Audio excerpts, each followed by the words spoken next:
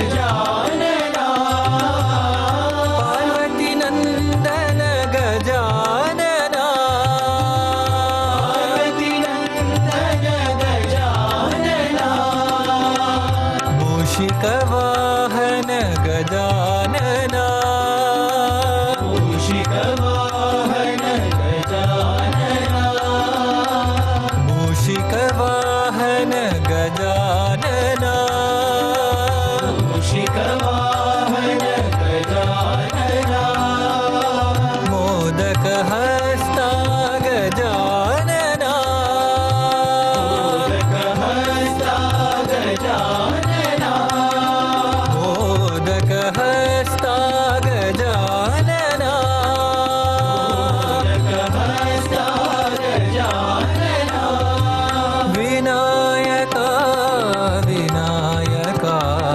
विनायका विनायका विघ्न विनाशक विनायका विनाशक विनायका गौरी नंदन हे शिवनंदन नंदन हे शिवनंदन पार्वती नंदन गजानना पार्वती नंदन गजानना मूषिक वाहन गजानना मूषिक वाहन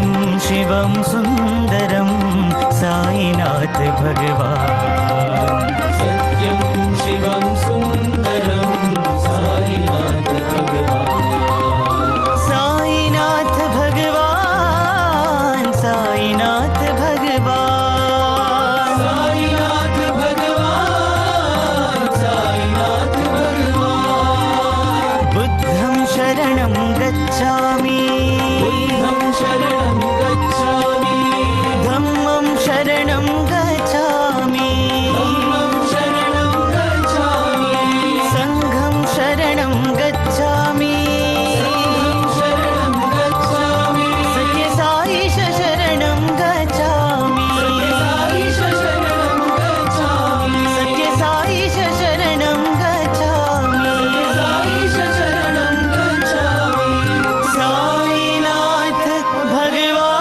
भगवान् साईनाथ भगवान् साईनाथ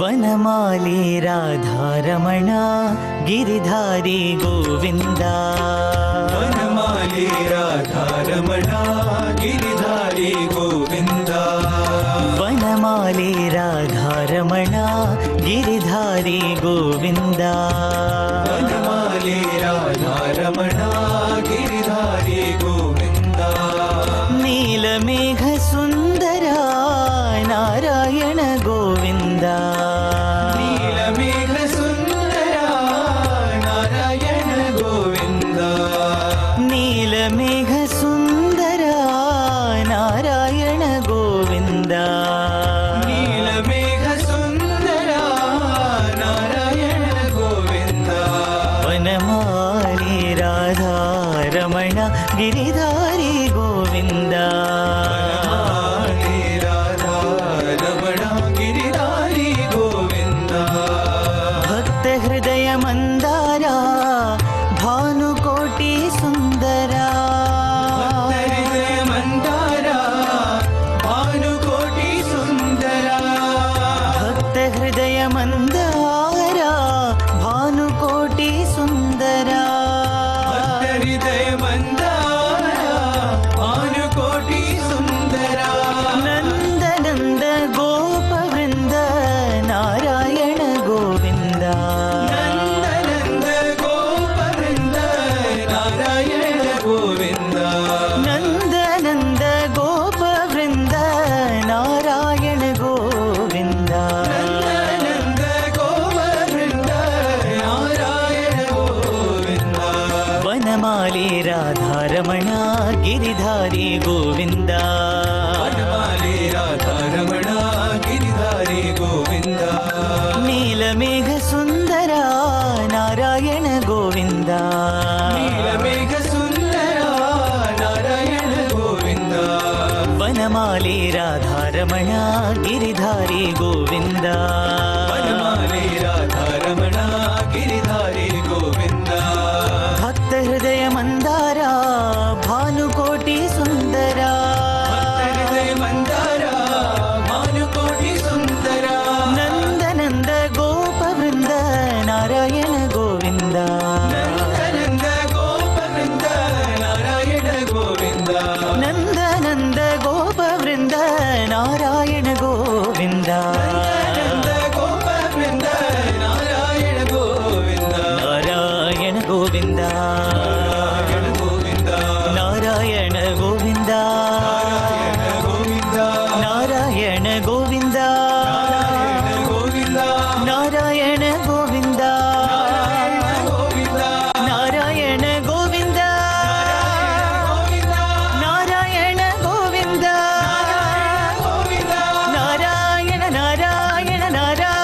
गोविन्दा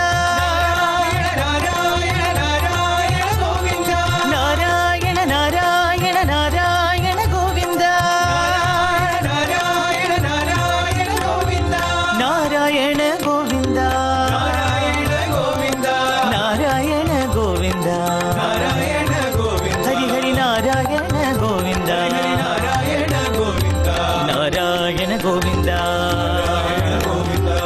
நாராயண கோவிந்தா நாராயண கோவிந்தா நாராயண கோவிந்தா நாராயண கோவிந்தா நாராயண கோவிந்தா நாராயண நாராயண நாராயண கோவிந்தா நாராயண நாராயண நாராயண கோவிந்தா நாராயண கோவிந்தா நாராயண கோவிந்தா ஹரி ஹரி நாராயண கோவிந்தா वनमाले राधारमणा गिरिधारी गोविन्दा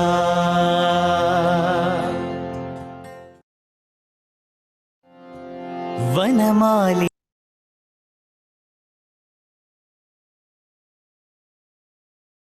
भजन बिना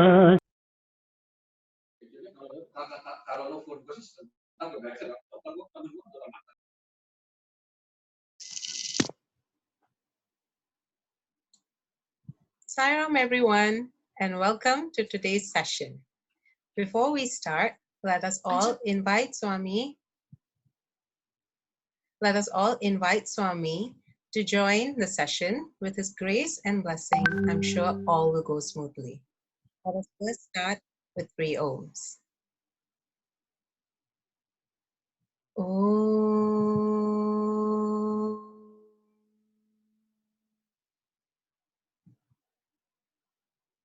Om.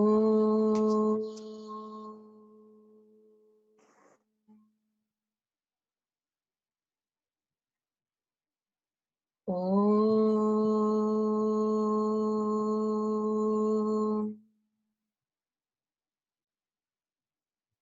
Sai Ram all, and welcome to the Sai Young Adults Jakarta session. Today, we have a special session titled Ask Bro Sathya.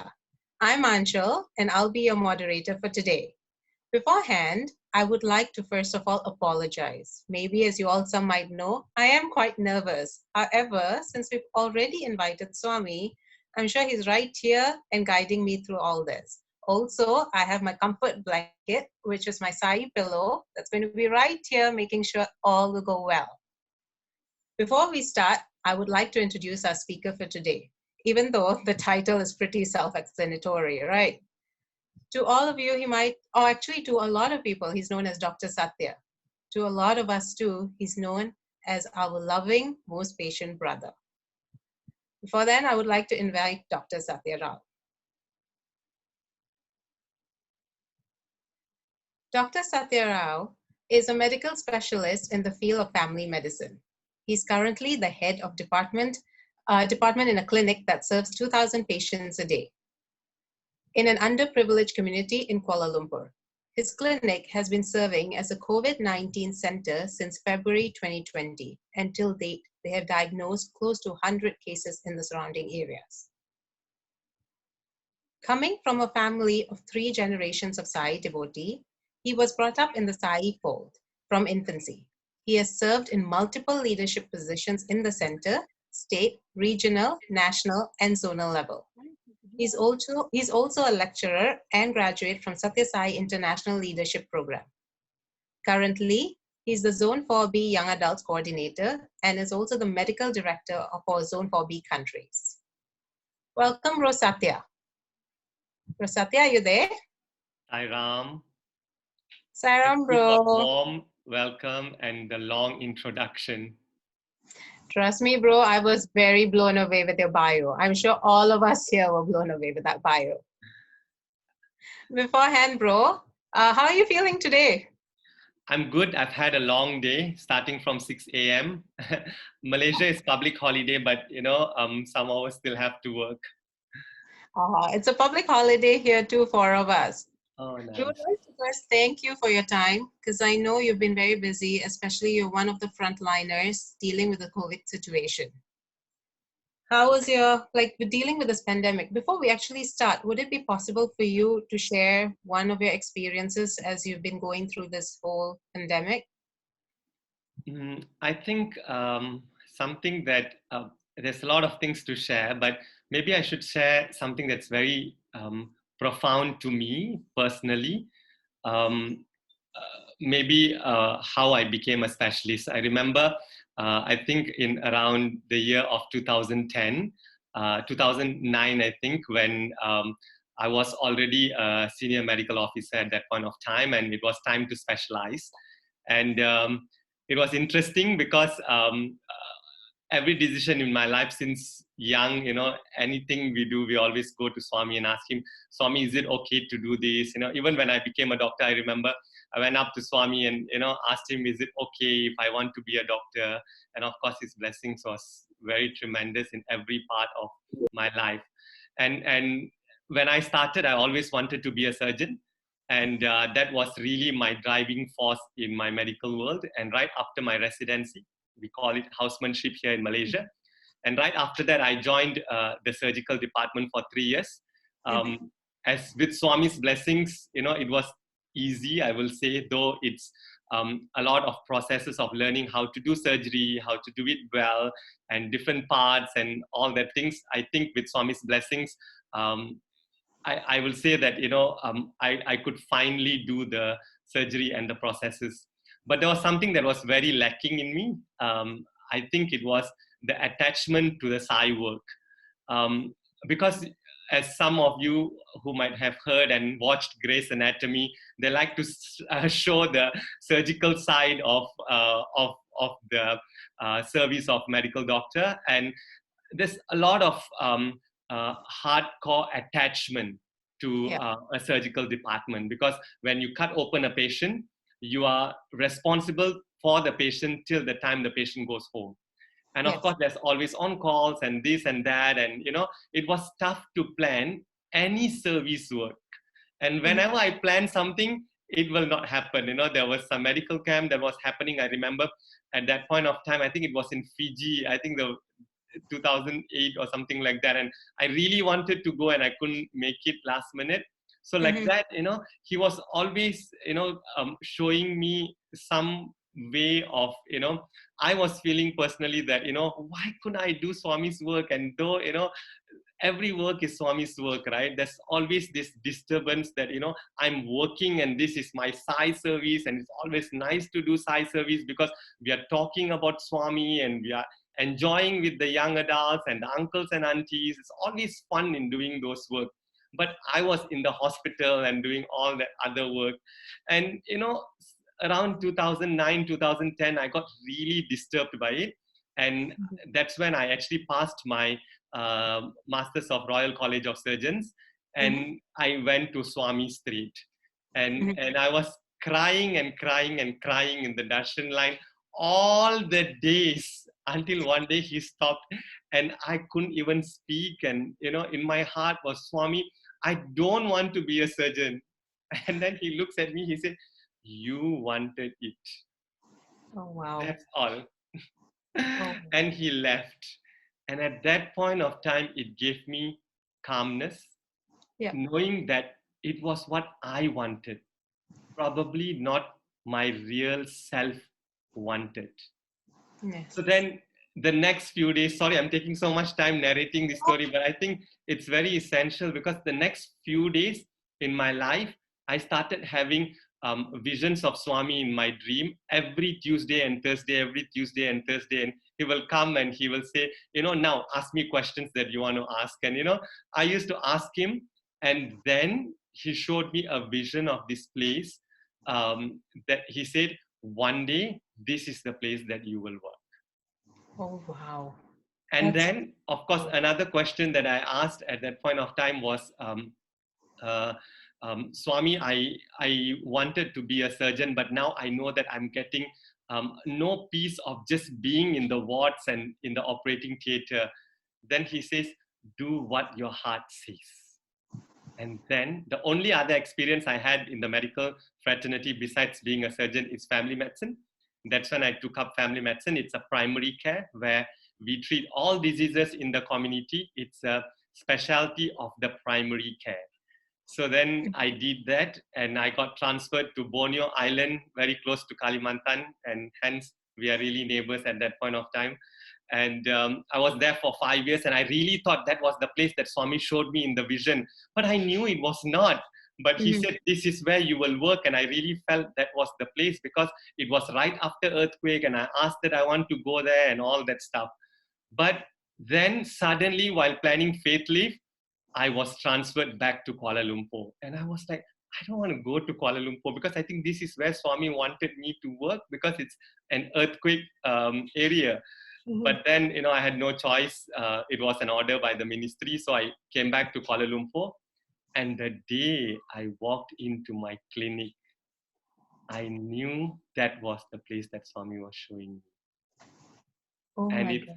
exactly 1 year ago, 1 year, 2 months ago. And when COVID started in February, was very strongly, it was exactly in my going to be a year. And I knew at that point of time, my calling was this. And that is why I was never worried of COVID. I knew I was sent here to do what I'm doing today. Today is a public holiday in Malaysia, and most of the doctors, nurses, everybody are on leave. But the call that I get, I take it as, I think this is the call that Swami wants me to take. I think this is the duty that he wants me to do. And that is how much I think I'm privileged to have known him, for him to have guided me into this epicenter of COVID in Malaysia, and being able to do what I'm doing. I think it's the best time in my life, and it's the best time to be a doctor. And that's all I will say. So I'm sorry for that long. I know it was a short question, and I'm sure you have a lot of questions lined up, but yeah, so that's something. That was beautiful, bro. Like, just hearing that, that's the first time I'm hearing the story. I've heard parts of that story, but not full. And this is my first time hearing it. And I'm blown away. I'm quiet. Obviously, like, I've forgotten what all the questions I'm supposed to ask right now. Actually, this is the first time I'm narrating this story. A lot of my close friends know it. But in a session, I've never narrated it. But I think this is essential at this point of time for me to say it, because I don't know, it just came when you asked. Oh, that was beautiful. Thank you so much for sharing that. I cannot believe, like, we're hearing the story, to hearing even that just the appointments you've had with Swami every Tuesday and Thursday, getting his validation, and now knowing you're exactly where you're meant to be. That's just beautiful. Okay, now let's just get to it. So I want to thank everyone for sharing all their questions. We got an overwhelming amount of questions, and it was comforting to me to know I'm not the only one who has all these doubts. Trust me, in the center here, I'm full of doubts here. I'll be the one asking 1,001 questions. Everyone knows that. However, some of the questions that we've collected, they have been answered in the previous study circle sessions. So apologies beforehand. Some of the questions we have omitted because of that reasoning. And some of the questions that are very similar or in the same line, we've grouped them together. Then also, with the support of all the YAs from the vaccines, I want to thank you guys, because you all have helped me so much in compiling all the sessions, all the questions together. So we've divided the questions into 3 categories, bro, for you. The first category is medical, second category is spirituality, and the third category is relationship. Now, I know when we were compiling it, everyone was like, oh my God, the relationship question is very interesting. We should start with that and everything. Calm down. Trust me, all the questions are very interesting. And even the medical questions, even though I've been hearing so many sessions on COVID, hearing the news, and I thought I knew a lot of it, there were a lot of questions that actually made me go, huh, I actually never thought of that. So it's amazing. It was beautiful questions. And now I really want to know all the answers. So should we just jump to it? Bro, are you ready? I am. Okay, segment 1, let's start. Segment 1 is called What's Up, Doc? Okay, so for the first question that we have, can we have it on the slide? Okay, now in Indonesia, I believe we are still riding through the COVID cycle. I'm not sure whether the curve has flattened. We're hearing different things on the news, but we're also hearing about second wave. We keep on hearing that term, second wave, second wave. China's going through a second wave, or that's what we keep on hearing. Could you maybe explain what is the meaning of a second wave? And also, what precautions do we need to take to avoid the second wave? Okay. I like this question because I'm very comfortable with this question. I don't think I can answer the relationship questions.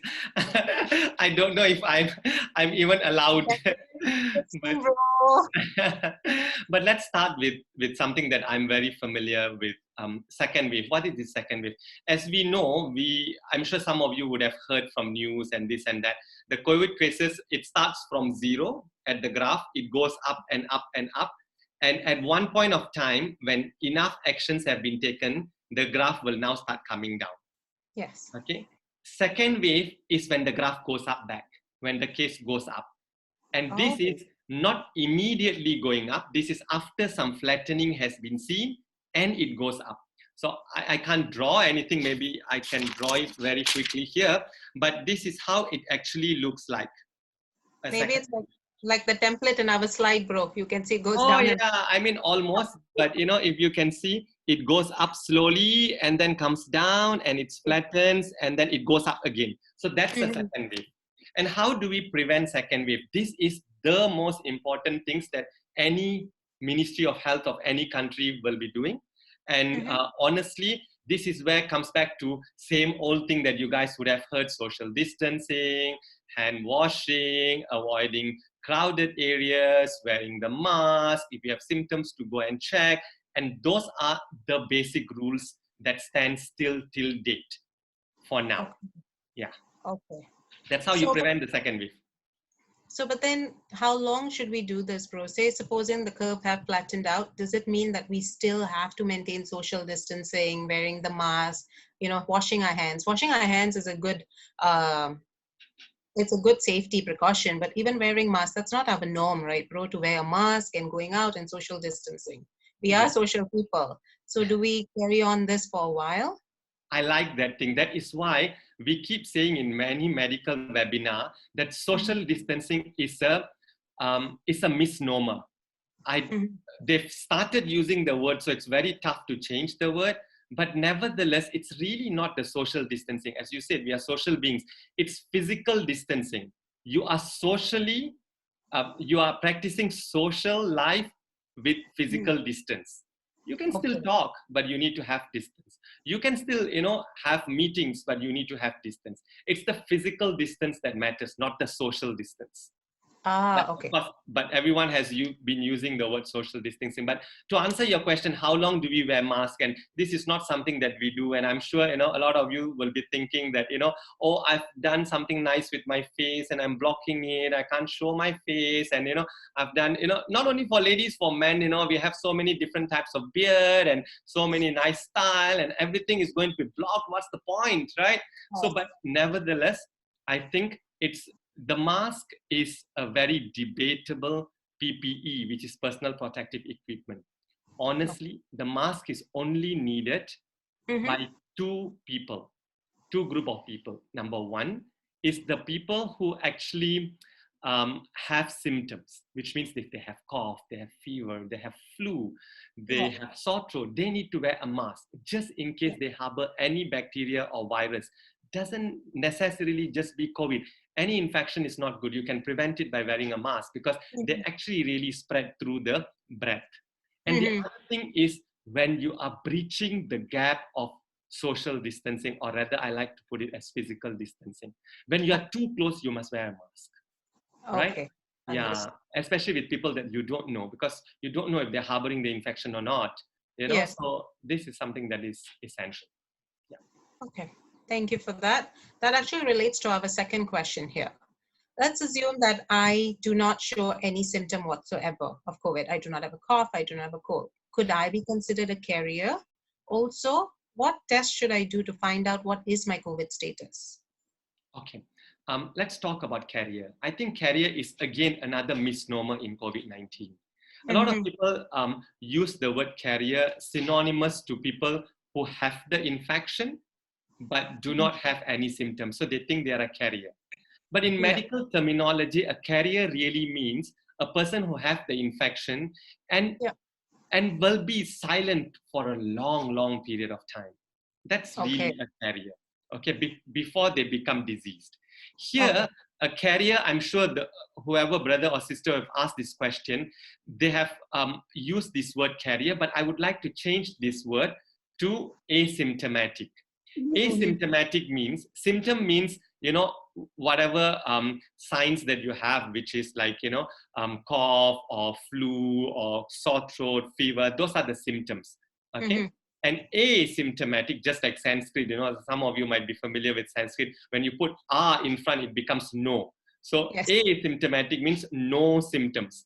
So when there is no symptoms, this is actually the first of the 5 stages of COVID. Can I take some time to explain the stages? I think that's essential for general public, which most people don't know. Okay. Yeah, sure, bro. Definitely. So, in COVID, really, we have 5 stages.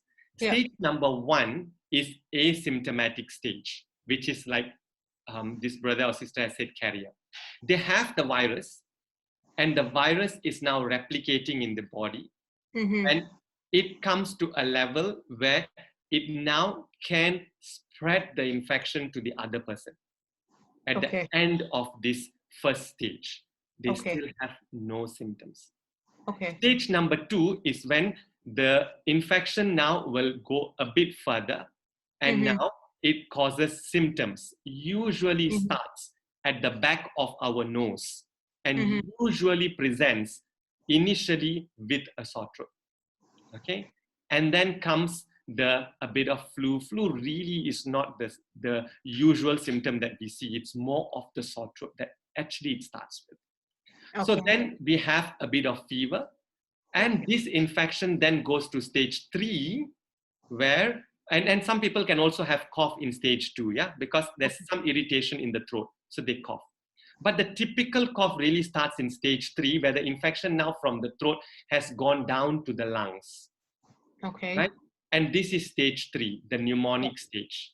But it's the beginning of the pneumonic stage, where the cough becomes a bit more predominant. And then we go to stage number 4, when the infection in the lung is widespread. And that's when they will start requiring oxygen. They will feel very breathless. So that's stage 4.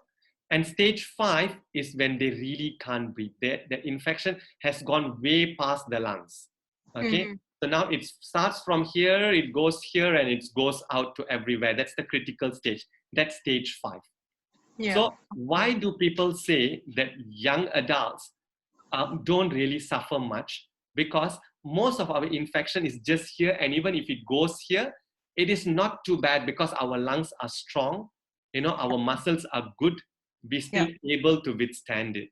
However, if that person have comorbids, which means some disease process like diabetic or some lung problem like asthmatics, and those of you who I hope will stop smoking, this is really the best time to do so, because those who are smokers are also higher risk to go into stage 3 and stage 4. So this is where the progression is. And that's where it's very essential to come to the second part of the question that says, what test should we do to find out our COVID status? So when you go into the stage 2, when you have symptoms, okay, now we all have had cough, we all have had flu. How do we know this is COVID and this is not? Right? There is no easy way to know this. That is why every country in the world uses the criteria, the risk stratification, to see if they are in touch with any COVID people, if their work is high risk, if they have any comorbids, any diseases, then they really are asked to do the screening. But if you don't have the risk, the screening, should it be done or should it not, it really depends on the doctor that you are seeing, because it will now depend on the local guideline, and it will depend on the local cases, how many cases in that small area. So what test should we do? The test, there are many different types of tests. There are some tests, but the best test is always the test that they will put a swab into your nose to the back of the throat. Remember I said the infection really starts around that area and it stays in that area like forever, okay, until they get better. So they take a swab in that area and it yields the best results. Yeah.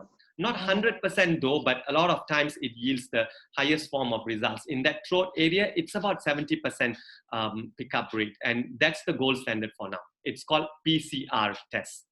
PCR test, yeah? Yeah. Okay. So that is the swab test, right? Yeah. That is Sorry, I'm common. turning this into a medical conference.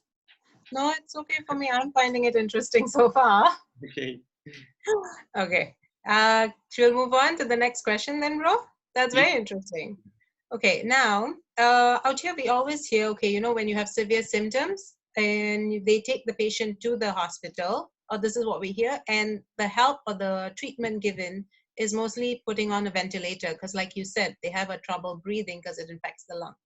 So when someone is infected severely with COVID, is that all the treatment that can be given at this point, which is putting on ventilator? Or is there anything else that can be given? The reason why we're asking this question, because sometimes we are worried in terms of, like, you know, when you go to the hospital with the virus being there, with a lot of people going undetected, if the treatment is just ventilator, is it better for now, if you don't need a ventilator, is it better to do self-isolation at home? It's a very confusing stage in terms of, like, do we go to the hospital? Do we not go to the hospital? Like, what do we do? So is that, like, what should we do? What do you think? Okay, very essential. Again, if there is fear of COVID-19, is the fear of death. If there's fear of COVID-19, is about the fear of losing our loved ones. It's always, and this happens. The risk of mortality is highest in stage 5 that I explained earlier. But before they go to stage 5, they go through the first, second, third, and the fourth stage. So ventilator really now is a debatable thing, because I don't want to convert this into a medical conference, but just to make it simple and to explain in easy ways, we've not found the best way of treating a severe disease yet. I would say a ventilator that is used might be a different form of ventilation. Even in stage 3 and stage 4, we are looking more and more of less invasive ways of treatment. Invasive means putting tubes into the mouth and oxygen into the throat, and all that things we are avoiding, really, because we have seen better outcomes with those who ventilate externally, those who we support with oxygenation, and all that things are working much better. For some critical care specialists will advise prone ventilation, and all that things are happening, and let them happen, and let the physician who's treating or the intensivist who's treating to decide on the best mode at that point of time, depending on how bad the lung is. But the question here is that the only treatment that we can do? Okay, so let me answer as a doctor first before answering as a brother. Okay, so as a doctor, I will say that, there are many forms of treatment that has been tried. If, naturally, you will look at antiviral therapy, whereby COVID is a virus. So generally, we are trying many different types of antiviral treatment, especially those that we have traditionally used for SARS medication, those days that we tried, and we definitely failed even that time. Traditionally, we also, rather than traditionally, frequently we also use HIV medications to treat, because we know that we have very good HIV type treatment now. And that's also part of my specialty. And again, that's one thing that we can use, antivirals. And the other one is anti-inflammatory, which is like we see a lot of inflammation and a lot of reaction that the body goes into. There is also very scientific terminologies that I'm going to avoid. And we also give some of these medications to reduce a bit of the reaction that happens in the lung. Okay, not really the inflammation, but the reaction. Okay? And then we also are trying the other things that has been tried, some other medication. But there is really no one treatment that will help. Now, multiple ways are being tried, and whatever that works for that patient will be that is given.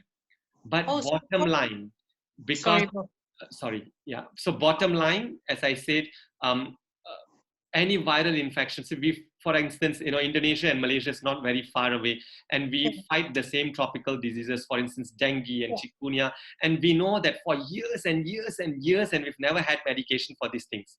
It's Yeah. all supportive treatment. Yeah. So we really are going towards giving the best of support that the physical body requires. And then we look at all the other medications that we can supply. And that's, as a doctor and as a brother, I think health is not just physical. And I think it's very essential again and again, Swami has mentioned the importance of health being diverse, which is like, mental health, social health, spiritual health, and all of that also needs to be done, especially by the family members. Now, it's very tough because family members can't be by their side. Mm-hmm. That doesn't mean that you stop doing what you need to do. Okay. Mm-hmm. So continue doing what you need to do as a family member, as a friend, as a brother and sister in the Sai fold. Continue doing what you need to do, prayers and being there, sending good energy, meditating, ho'oponopono. It's a lot of things that we can do. Okay, with all these things, I'm sure the final results definitely comes from Satya Sai Baba, and he decides really what is the best outcome for the soul, right? And we really hope that all of us will really find that peace when whatever happens. May us be outside the COVID stage or inside the COVID stage. Okay. Thank you. Okay, I guess mental health, like you said, is very important in fighting the disease. Yes. Okay, we'll go to the next question then, which I think you have covered it, but let me just double check here. I know you're saying everyone's been working on finding a cure or vaccination, but we keep on hearing different companies are trying to find the cure, trying to find the vaccination. And we know if you're following the stock prices of various companies are just going through the roof. How close are we, like based on your studies and experience? I know there's no guarantee, but how close are we to finding a cure or vaccine? I like to paraphrase Dr. Narendranath Reddy. He said, only Swami knows, or only COVID virus knows. But jokes aside, Swami definitely is the one who has to help those who are working on it. Finding a cure, finding a vaccine is not as easy as we think. For flu, it's much easier. For corona, it's much tougher. For dengue, it's close to. It's been very tough. It's been years and years and years. Dengue vaccine has been tried and tried and tried and tried, and we're still failing after years and years. How close are we to finding a cure? I would say studies are going intensely, because whoever who finds the cure or the vaccine is going to be the next billionaire, if not trillionaire. Okay, so whichever that company is, they are really working hard in doing it. And whoever who finds the cure first will definitely bring a lot of difference in the way we treat COVID in the future. So let's talk about cure first. Cure means here, we can look at a person who's diseased, and if we give that medicine, they will recover. That is cure, right? So we're talking about medication. So medicines here will basically be an antiviral. So and antivirals traditionally, as you can speak to any doctors, there are not that many antivirals in the world in comparison to maybe high blood pressure medication or an antibiotic for that matter. So it actually is probably not going to be that easy. We might be a bit far from that. Okay. But vaccine might be much more possible if we are able to contain the disease at what it is at the current period. However, there have already been studies to show that there are more than one type of coronavirus, and that gives me chills, because when there's more than one type of coronavirus, that means it's going to be like 20 times more difficult to make the vaccine. It's not, if there are two types of coronavirus, it's not 2 times the harder to make the vaccine. It's probably 20 times harder. So it really depends. We are all praying. There is no real definite answer to this question. I think the only thing I can say for now is cure and vaccine is not something that I can see at the end of the tunnel. Yeah. Okay. I'm sure Swami is there, and Swami will do something. But I'll just like to add, in comparison to SARS and to MERS-CoV. Like MERS-CoV is the Middle Eastern respiratory virus, right, which is also a coronavirus. COVID-19 is actually a much more forgiving virus than the rest. Okay, I'm not trying to say good thing about the virus, but what I'm trying to say is, at end of the day, there is still hope of cure with this virus. So and the fatality rate is actually very low. So which is actually a very good thing. Yeah. Okay. At least there's hope there. There's a little bit of comfort hearing that now. Okay, we actually come to the end of the first segment, and now we are ready to enter the second segment. Now for this segment, it's called Enlighten Me, okay, because it's all about spirituality. So here, bro, now we need you to remove your virtual doctor's coat and put on your halo, because everything is about spirituality. Are you ready? Should we start, or do you need time to change and grab your halo? My halo doesn't exist. I'm just a shadow of the halo, and that's Satya Sai Baba's shadow. Yeah. Very aptly put.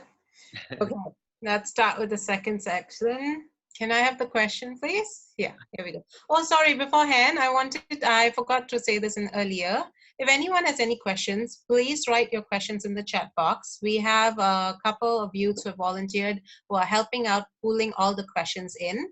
And if we have time at the end of the sessions, we will ask your questions. So please just keep on putting your questions in as you go along. And there are people there collecting all of them together. Okay. Anchal, I'm going to cut you here. I've read the question and I'm shocked. You're going to give me Kali Yuga and Satyug questions. Okay, carry on.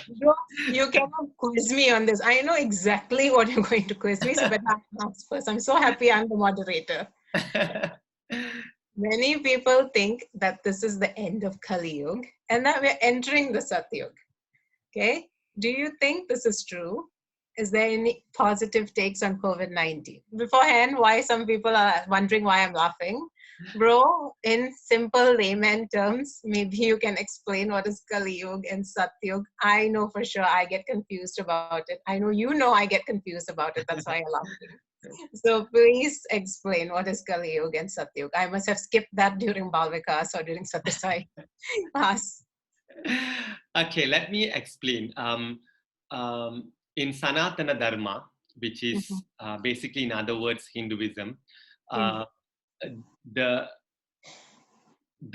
creation, the creator, after he created the creation, the way the universe moves in yugas.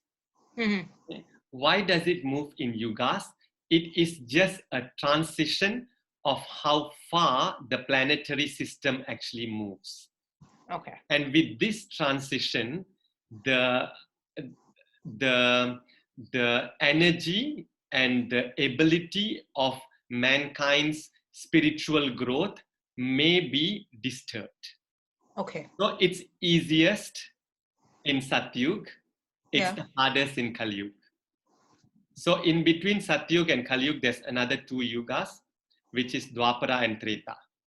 So after Satyug finished, again, after Kali Yuga finished, again Satyug starts, and then it goes through the system. Again, it's the same cycle that goes on and on and on.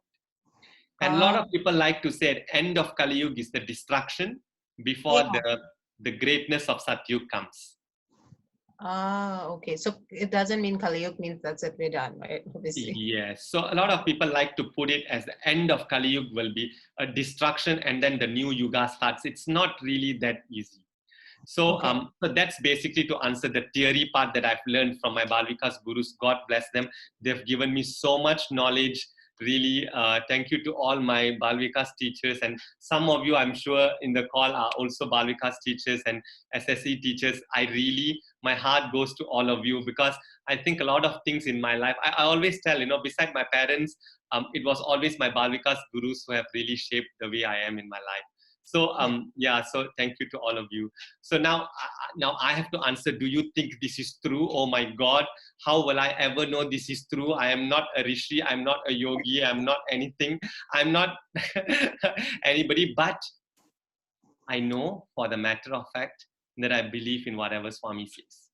And before I answer this question, maybe I just remembered, when I was in high school, people used to make fun that, I'm a Sai Baba geek. I really am mad. A lot of people know, and some of my friends who used to make fun of me now as Sai devotees. So, and I was at a stage of my life. I remember the first time I traveled alone in my life. It was when I was 16, and I went to Patti alone.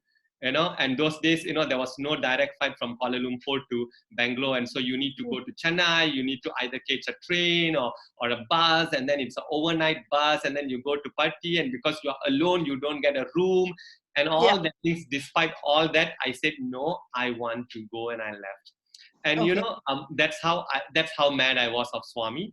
And I used to always, when there was once, one of my schoolmates asked, and if Baba says to jump out of this building, we used to be in the 4th floor, and will you jump? I said, yeah, I will jump. He will not tell me something that is not needed for me. That's the conviction that I used to have. So because Swami said that Kali Yuga has ended, and he said that at end of Kali Yuga, that doesn't mean it stops that way. He says, he used this analogy that he says it's like a fan. When you switch off the fan goes round and round and round slowly, and then it stops. So that's exactly what the end tail of Kali Yuga is. And do you think this is true? I think it's true because I've read it. I can't remember where exactly. But does it matter? I'm going to take this to another point. Does it matter to me? Honestly, it doesn't matter. What matters to me is whichever yuga may I be born, I will only want to be born if I have him to guide me in that life. I will only want to be born if I know that I can hold on to his feet. I will only want to be born if I am given that wisdom that he and he alone is the one who will guide my life. And that's all matters. May it be Kali Yuga, may it be Satya Yuga. If you are an Ajnani, which is, Jnani means a person who has a lot of wisdom. Ajnani, like just now I say asymptomatic, if you're an Ajnani, a person who doesn't have symptoms, doesn't have wisdom, what's the point of being in Satya Yuga? Might as well just, be in Kali Yuga and be a person with wisdom instead of being in Satya Yuga and being a person with no wisdom at all. So I really think having him on our side is really the recipe. So, and to take the second one, are there any positive takes to COVID-19? There's plenty. I think we know, for the matter of fact, I'm sure all of you are smart people who have read, the polar ice is melting less, it's getting thicker, the pollution is less, and things are getting better in the world, and everybody's saying Mother Earth is recuperating. Of course, those positive things are good in the external world, but there is no meaning if this COVID-19, this lockdown, this stagnation has not brought any difference in us. I think really the difference is within us that matters. And every day, right? The other day I had call with all the Zone Young Adult coordinators. Zone 4B Young Adult team. Until you were in the call, and I'm going to repeat it again. And I said that, we were talking about what's the worst thing that has happened to you in COVID-19. And I've seen so many deaths of COVID. I've seen so many things that has happened, and I've seen how families have suffered. I've really have seen it firsthand. But for me, I think what gives me chills in my back is really still the fact that I'm working so much. I love it. I think that's my journey. But I have so little time to actually contemplate, because I come back and I feel so tired and I sleep. And the next day I start at 6:30 in the morning, and I don't have the privilege of sitting at home and start, meditation or, do my Vedic chant. I think before COVID-19, I did more of my meditation and Vedam than what I am now, So I think that's one thing that I really think COVID-19 has taken from me. But I suppose it's all good, because if that's what Swami wants me to go through, Mhm. that means that's the one that's going to bring liberation to me. So are there positive takes on COVID-19? Yes, plenty. And, enjoy those. That's true. Thank you. It's nice to hear that even though you're on the front liners, you can still find positive takes to COVID-19. And like you said, it's very important to be hopeful and always maintain that hope. Now we go to the second question. Okay. For the second question, so what I've been doing lately, because I've had a lot of time at home, been working from home and trying to fix that and trying to make it more efficient. But obviously there are some delays. And now I have a lot more time in my hand. So I've been hearing about, okay, this power of positivity, law of attraction, the secret, power of now, and YouTube. There are tons of those videos going on. So I was okay, let me see what it's all about. And I've tried it. And what I understood was we all have the capability, we all have the power to attract what we want. So that is the law of attraction. This universe, you put out this message to the universe that you want it, there's intention, and you get it. However, this also got me thinking there is something called destiny. If you do that, aren't we just playing God? I was wondering, what was your opinion on that? What are your views on law of attraction? Or do you think, no, there's God behind all of this? And what are your views? Can you share? Sure, sure. Law of attraction, I suppose it became famous after the famous book Secret. Correct. Okay? And then everything has gone haywire, which is actually very good. In fact, law of attraction is nothing but what's taught in even in Sanatana Dharma, for that matter. Oh. Yeah, meditation, for instance, visualization, for instance, Yeah. all these things are what you are attracting by thinking, right? By sending energy. So that's Yeah. attraction. That's the law of attraction. So basically, just to bring a light on law of attraction, Yeah. it is simply defined as you think so hard about something, and then you get it. Mm-hmm. That's law of attraction. But is that something that are we playing God?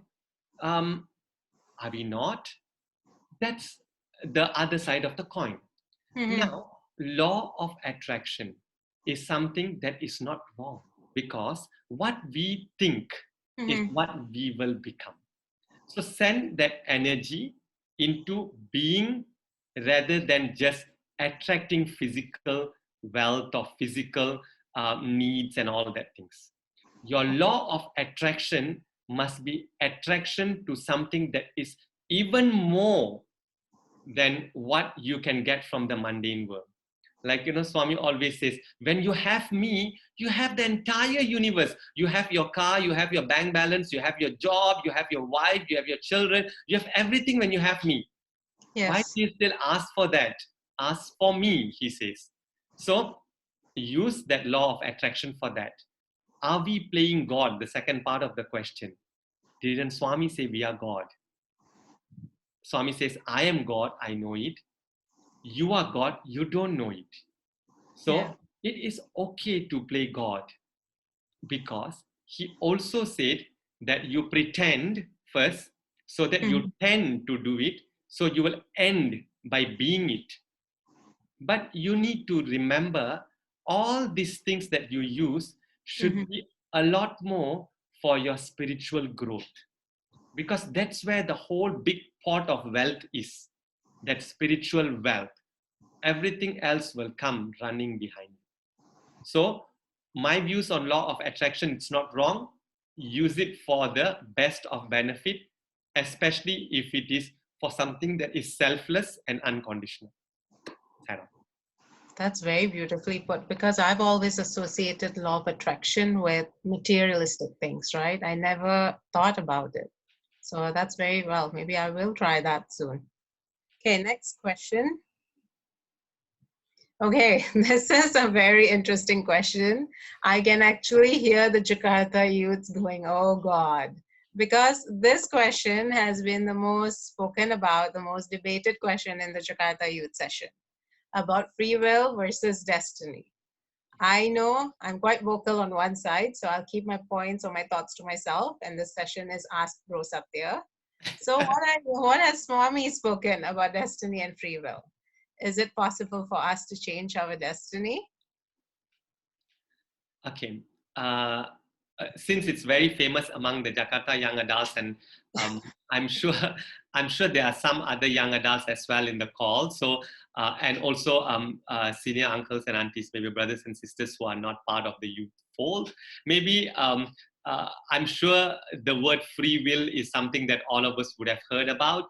Destiny is something that we would have heard about, but I just want to maybe give a background of what I really think what free will is. Free will is basically easily said that you do something because you are controlling it. So you have the free will. So you do it because you want to do it. Destiny means you are doing something because it's already predestined that you have to do it. Yes. Right? So that's the difference between free will and destiny. So there are, in fact, there's a lot of debate about this, but I will say what's my take, okay? I think I really believe in both of these concepts. Free will exists, destiny also exists. Why is it so? Because when we want to do something, we can do it. If I want to do something today, I can do it. But is it predetermined what the result is going to be?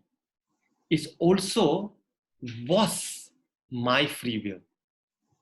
See, this is where the concept of karma will need to be brought. Okay. I would like to say that whatever that those who are supporting destiny will always say, because of your karma, that is why your destiny is like this. So that is the support for destiny always, right? Then where is the free will? The free will was in the past for this action. So every day we have the free will of changing our tomorrow. So this really is the free will that all of us actually have. There is no such thing that tomorrow is predestined. Day after tomorrow is predestined that you will wake up at this point of time, you will do this, you will do this, you will do this. Yes, it is because of what you have done before. No, it's not because you don't have a control. You had a control. You have a control today to change what's about to happen. So in my view, free will and destiny is the same thing. There is no debate about the differences between the two. Because we also know the past, the present, and the future is all just now. It's just now. It's just the rule of time. Time only exists here. Like we always say, and some of you might be familiar with the bhajan, Kalatitaya, which is like, he's beyond time. Okay? He's beyond time, which means in reality, there is no time. Time is only in this stage. Okay? It's not at all stages. When the fact of time collapses, the reality of fact time collapses, the free will and destiny is the same. So is it possible for us to change our destiny? I will say yes. It's very much. There are two ways to change our destiny. One is by changing ourselves and having a free will today that tomorrow will be a better tomorrow. And the other way of changing the destiny is by the anugraha, the blessings of the Lord. Swami always likes to say, when my anugraha is there, the navagraha can't do anything. Which means the 9 planets cannot disrupt whatever that is determined for you when my blessings are there for you. So why worry about free will and destiny? Why go on debating and giving your brains so much of excitement to see which one wins over the other? What is most important is within. The free will and destiny is very, very physically bound. It is something that is nice to discuss because, oh, he is living happily today. A simple measure of the outside world. He is suffering of a disease. Simple measure of the outside world. He has 5 mansions. Simple measure of outside world. He has nothing. He's a pauper from ever. He works so hard. a simple measure of the outside world. But what's inside is really still the most important. And that is the destiny. That is your free will to change it. Now, today, every day. If you have no free will to sit and practice the 9-point code of conduct, will Swami ever preach that? Will any guru in the world? Today is Buddha Purnima. Will Buddha actually, after reaching enlightenment, do you think Buddha would have gone all over India by foot, okay, to actually teach what he thought is the one that gave him the enlightenment? If you didn't have the free will to learn, no, he wouldn't have. We all have the free will, because the free will that really is essential is the free will to change ourselves. Transformation that leads to transcendence. Yeah. That really is the destiny that we should be looking for. Bro, I never expected that answer. You have beautifully put it. Like, I can see the comments, people saying well said and everything, and I agree to that completely. I never thought you would have answered that way. I hope that's the end to our debate. Or if the session is recorded, we can always go back to it and hear again what you said. Next question. Okay, I'm just checking the time. Yeah, we're good for time, so we'll just have to speed up a little bit because, like I said, there's a lot of questions here. Next question is, where do we find the balance between total surrender and being cautious of our actions? I guess this is more related also to the COVID situation. Like, we keep on hearing, okay, you know, when you go out, you gear up. It's like almost like, you know, you put on long sleeve t-shirts, put on your jeans, cover yourself, wear your mask, hand sanitizer, everything. And when you come back, you immediately shower, wash your hands, do the whole thing. So that means that's us being cautious. But also we hear people saying that, oh, if I'm destined to get COVID, or if Swami wants me to get COVID, I'll get it. Not a blade of grass can move without his will. So if I'm supposed to have it, I'll get it. Why do I have to be cautious? So, but Swami talks about total surrender. So how do we find a balance between these two? Okay, first and foremost, the word total surrender doesn't exist, because surrender means total. Yeah. Okay. Because I think that is where we all, that is where it starts. This debate starts there. Because we believe we surrender, but we didn't. Because there is a measure of what surrender really means. Yeah. Surrender is being total, being complete. And in Sanskrit, it's called being Puranam. Okay? Puranam, what was it? Puranam. Like, Puranam. you know, we chant the Purna mantra. Yes. So that's being complete. And that completeness is the reflection of surrender. So surrender is being complete, being total. Yeah. So really, now we're looking at two different sides. The first side is people who do it believing that they are doing good, right? And then they say that, you know, oh, I'm going to do this, blah, blah, blah, blah, blah. Then I surrender my actions. Okay. And the other side is they don't do anything, then they will say they surrender their actions. Which is a better measure? There's no such thing as better measure here. It really depends how much faith you have in the Lord, right? Mirabai can sit down in surrender. Let me use the word total surrender, since it's total surrender here. So Mirabai sits in total surrender by doing nothing, but she got everything. Okay. On the other hand, a student will need to study so hard for his exams, and just as the exam starts, we will surrender our results to the Lord. Total surrender of the results to the Lord. So that's where these two plates are now. One is a normal human being like I and you. The other one is a person who already is in that path. She has already been a yogi. Surrender by them will attract everything. But for us, we need to do to the best that we can. And then we surrender the actions. And that's really is the measure for us, simple life beings. Do the best and then surrender. So whether we need to gown up and not wearing a mask, can I go and treat my COVID-19 without wearing a mask? Saying, I've surrendered to God. I have good intentions of treating these COVID patients. I can't. I need to do to the best because he's given me the knowledge. He's given me an insight saying that these are the things you do to prevent yourself. Yeah. And this goes back to the book. I forgot the name of the book. It's on leadership. But nevertheless, it says common sense first before spiritual sense, which means as a leader, you must always have a common sense.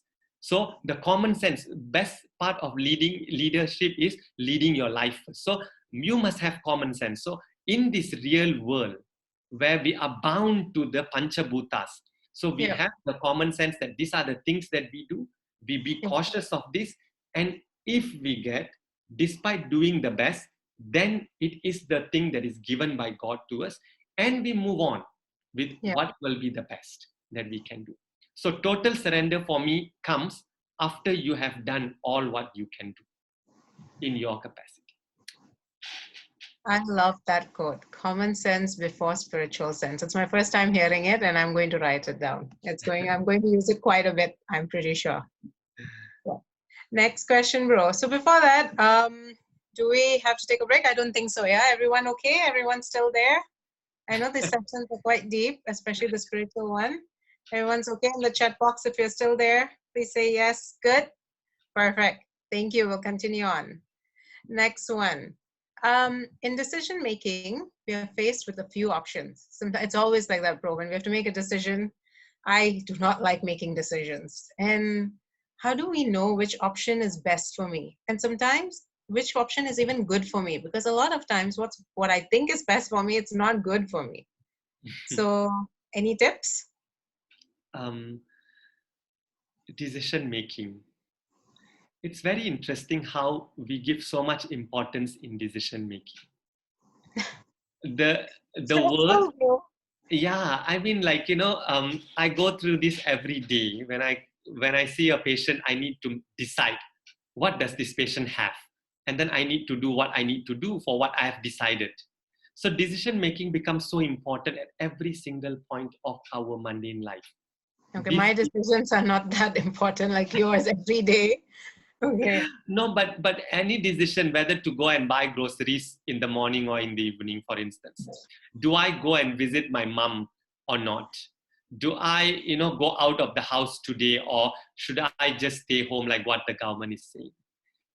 There's a lot of decision makings from smallest to the biggest, that we all have to make on a daily basis. So it, of course, is an important step of our life. How do we decide what decision we make? Does it impact our life? And did I make the wrong decision?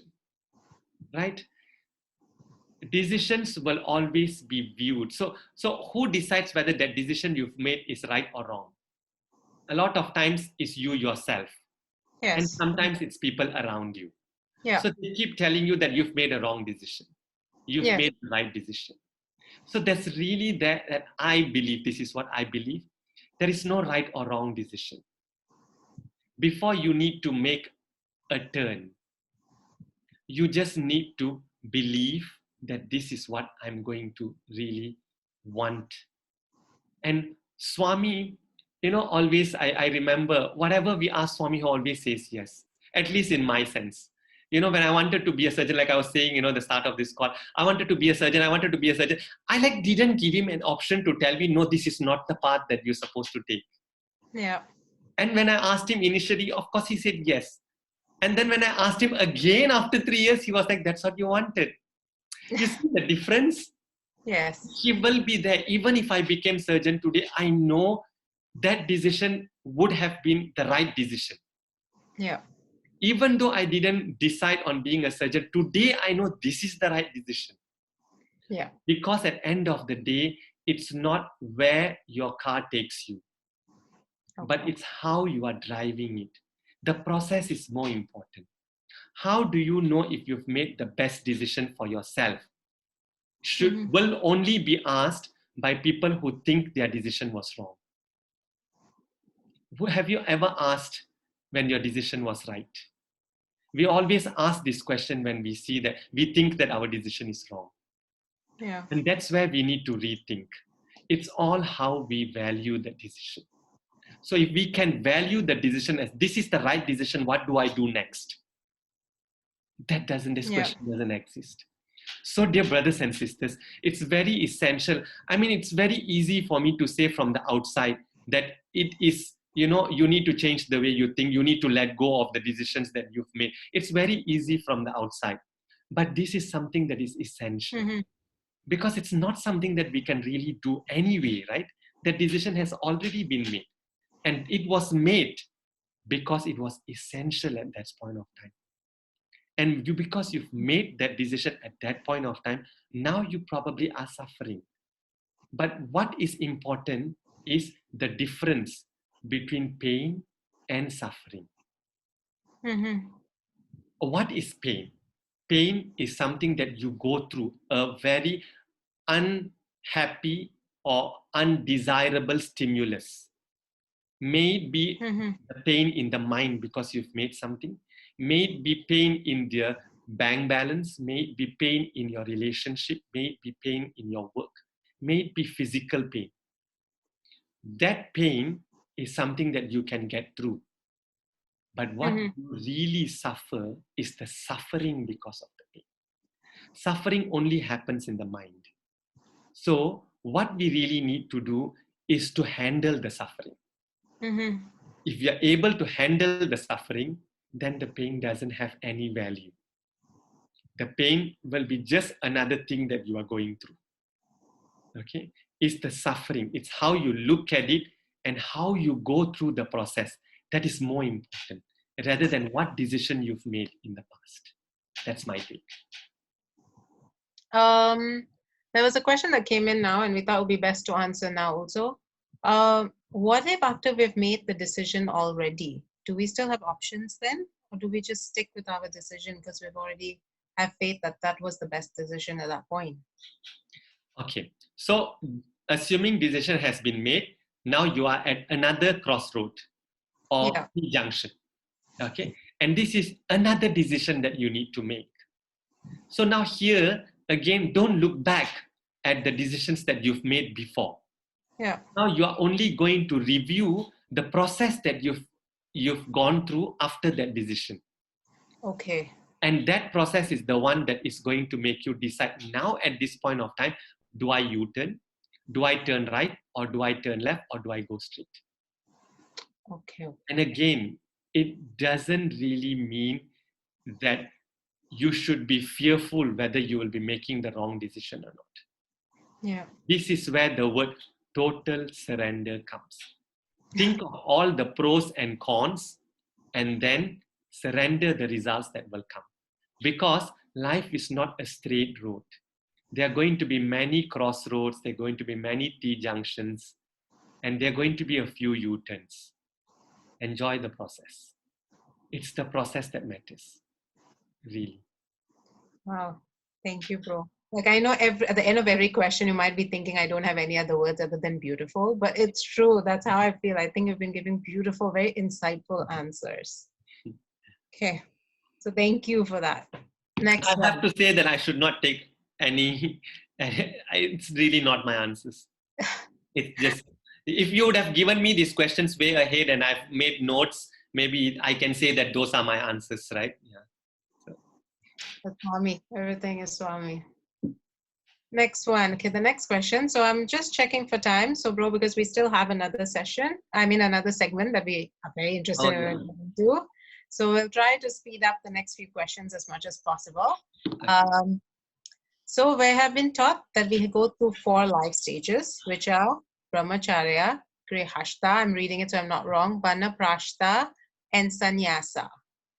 Is it possible for someone to skip Grihastha and go to Sannyasa?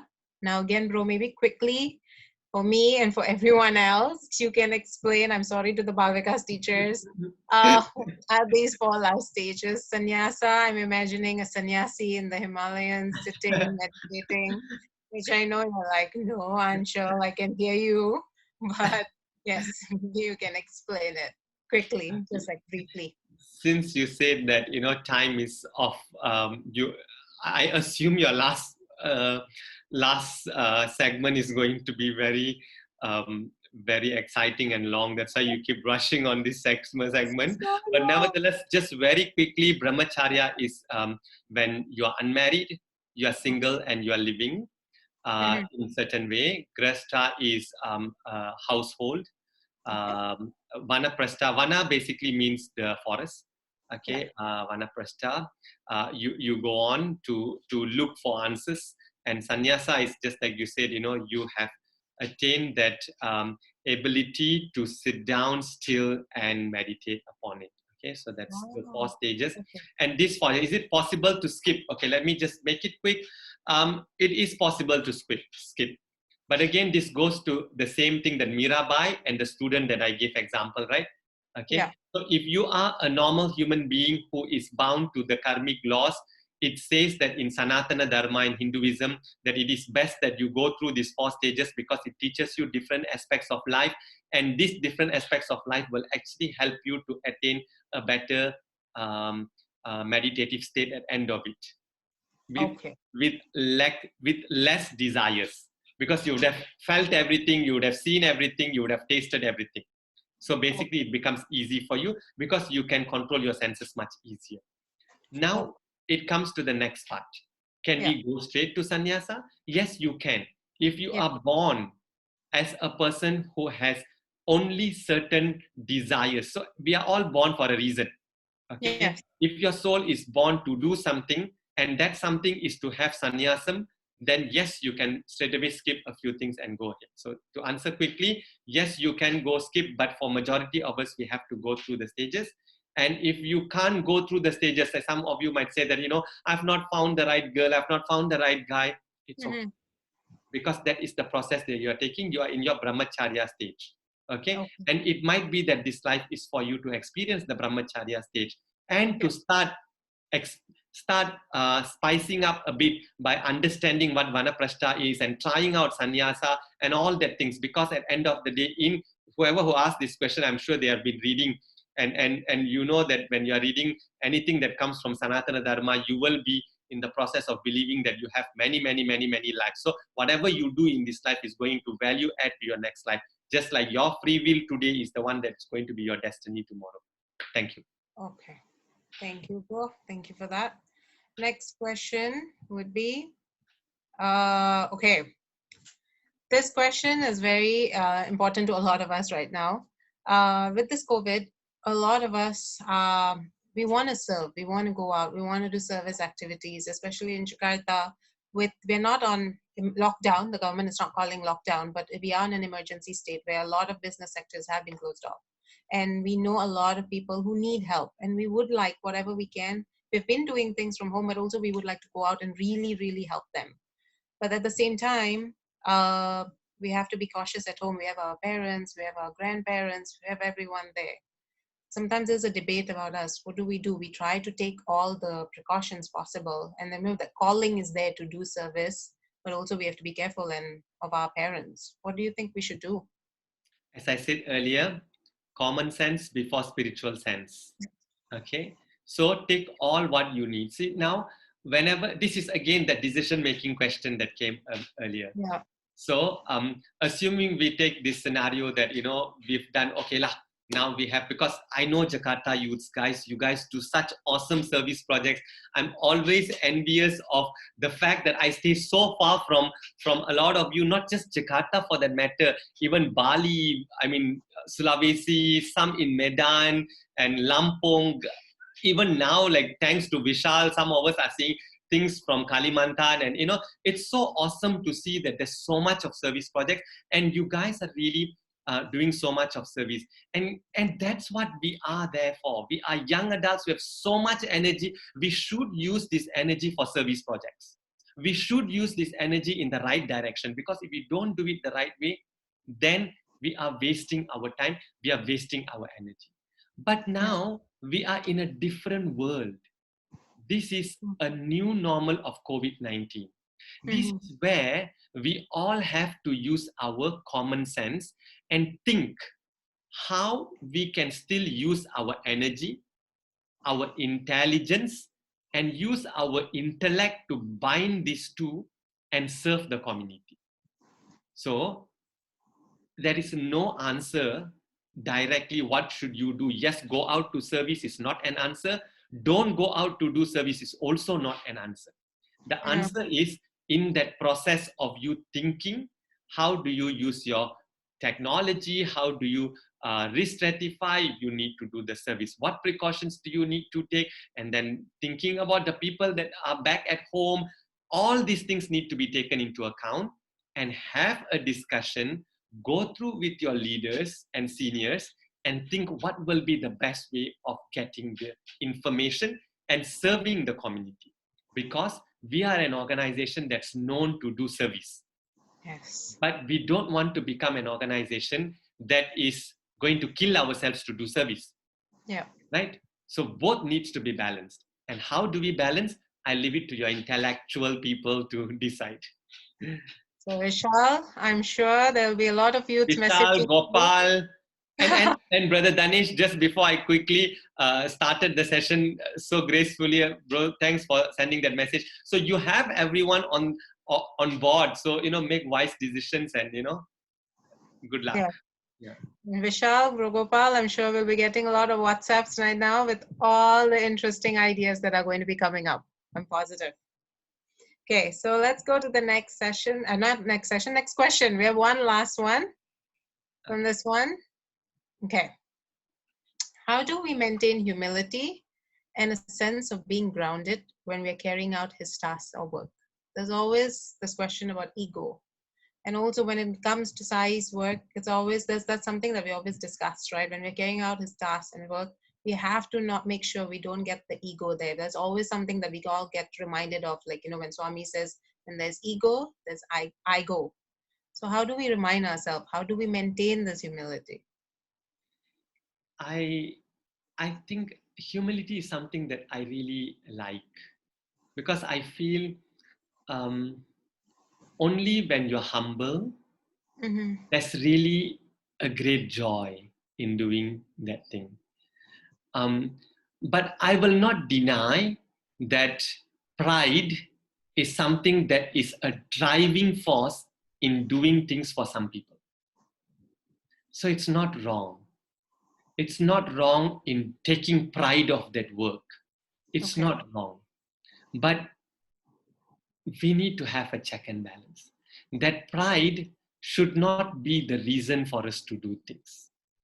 Okay. It will come hand in hand with you, definitely. There will always be people who will be testing you by saying, oh, you've done a great job. Oh, you make such a good doctor. Oh, you counsel so well. Oh, you speak so perfectly. There will always be these people around you.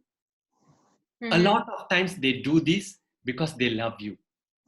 But that love is interpreted by this body as a boost Mm-hmm. that is brought about with ego and pride and all these things. That needs to be let go. We need to let go of all of that. So how do we stay grounded? Mm-hmm. We need to stay grounded simply by saying whatever we say, whatever we do, whatever we think, or maybe not think, say and do, comes from him when it's good. Okay? Whatever we think when it's good, it's something that we need to put on his lotus feet and receive it back to make it work. Yeah. So to simply say, how do we stay humble? Channel everything that comes your direction to him. Everything, just channel it. Everything, just channel it. So once you channel it, then you take no credit of that action. You can move on in life. And in fact, when you have less baggage of pride, ego, and all that things, you can just go even further, faster. So it's easy. Wow. Yeah. Okay. So you've summarized that whole session very well. In fact, I feel like you said, dedicate all your actions, dedicate everything that you do, whether it's good or bad, just dedicate it to him and just leave it on his lotus feet. I think that's something that keeps on coming up and up again in all your answers. Sorry. There's another question that someone said to bring it up now because it's very relatable. What about doing everything for simply the joy of doing it for now with zero expectations? Do it. Just do it. Yeah, I would say that every action we take Mm-hmm. may be a painful action or may be happy action, may Mm-hmm. be whatever is it. As long as there is no suffering, joy will prevail if you allow it to come. So just do it because it brings happiness. But whatever you are doing should also be of importance to, to your body, mind, and soul. Okay. Otherwise, you are just doing like a robot. You will get tired. Your energy will be channeled to the wrong place. Just because it brings happiness and it doesn't bring any problems to anybody doesn't really mean it's good, right? Okay. Some of us will keep doing things, do service, do service, day in, do service, day out, do service, but we are not really progressing in our Mm-hmm. spiritual growth. We are not transforming in our life. Then we need to take a break and reanalyze where it's going wrong. Okay. Just because it brings happiness in the world, it's not enough. There Okay. needs to be bliss in the soul. That's the ultimate. Wow. Thank you for that, bro. And with that, that's actually the end of a second segment. Wow, bro, are you excited to enter the third No, segment? I'm not. You can see from the smile. Okay. Let me give you a hint. Okay, the segment, we're moving into a very more personal segment. Anyone has any guesses? Or this is You said just now. sorry, bro. You mentioned just now what the third session was. Oh, yeah, I did. Okay, yeah, it's about relationship, but it is not about, trust me, I said I'll be good. I'll hold on to my words. We're not going to ask about your personal relationship. Okay. Neither am I going to annoy you asking you when are you going to visit us in Jakarta next? Because I said I'm good. The next segment is, can we go to the next slide? It's called Youth and Truth. Okay. The reason why I said the segment is quite personal, it's because it's based on a lot of YA's personal relationship questions. Whether, and these are all problems we all can relate to, whether it's relationships with our parents, with our significant other, our spouse, our work relationship with our friends, everything. And sometimes when we're going through these problems, it's really hard for us to see the truth. And that's why we named it Youth and Truth. So for this now, because it's about relationship, now you can move your hello, remove it, and you can bring a Cupid's arrow. Yeah, I know. I can see people rolling their eyes. I have a very weird sense of humor, so I like it and sticking with it. So now this question, the way it's phrased, we're not going to ask you just one question. We've put it in terms of scenarios so that you can relate to it and answer it, okay? And each scenario, we'll just start it off and you'll see the scenarios. Can we have the first question, please? Okay, so in this one, I'll just read it out. Anjali has been in a relationship with Rahul for 7 years, but towards the end of the 7 years, they've been having a lot of fight. Rahul decided to break up with Anjali, and Anjali is heartbroken. All these while Anjali believed that Rahul is the right person for her. Anjali is now seeking for advice. Should she just accept the situation or should she fight for Rahul? Before you answer, do you know which movie these characters are from? Anjali and Rahul is Kuch Kuch.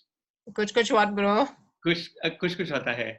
Oh, Yeah. wow. I'm surprised you know that. Of course I know. Wow. My first movie in theater, first was Jaws, I think. Oh, no, first was the dinosaur movie Jurassic Park. Second was what? Second was DDLJ. Yeah. I'm a fan. DDLJ only, I'm like in surprise, DDLJ. Okay. So yes, you're right. This is from Kuch Kuch Hota Hai, but it's not them. This is not the second part of Kuch Kuch Hota Hai. So yeah, this is a situation that some of our youths can relate to. What would your answer be? Okay. Talking about relationships, I think it's very essential for all of us to remember that as much as possible, relationships are complex. Okay. And because I do, I like this segment already because a part of my specialty is actually to do couple counseling and all. We actually do that. And this is a very common scenario. Okay. Anjali and Rahul, let's take it that they were in love before they got married. They've seen all the similarities, they've gone through a bit of differences, and over the years, they have seen a lot of separate problems within that relationship. Small things that probably would have blown up to big things. And then, like, one person suspects the other person suspects this person, or even for many, many reasons, couples can have issues. And some couples have issues even for no reasons.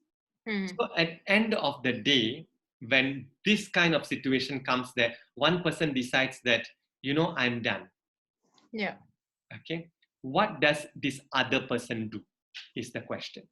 Yes. But I would like to take it in a different dimension.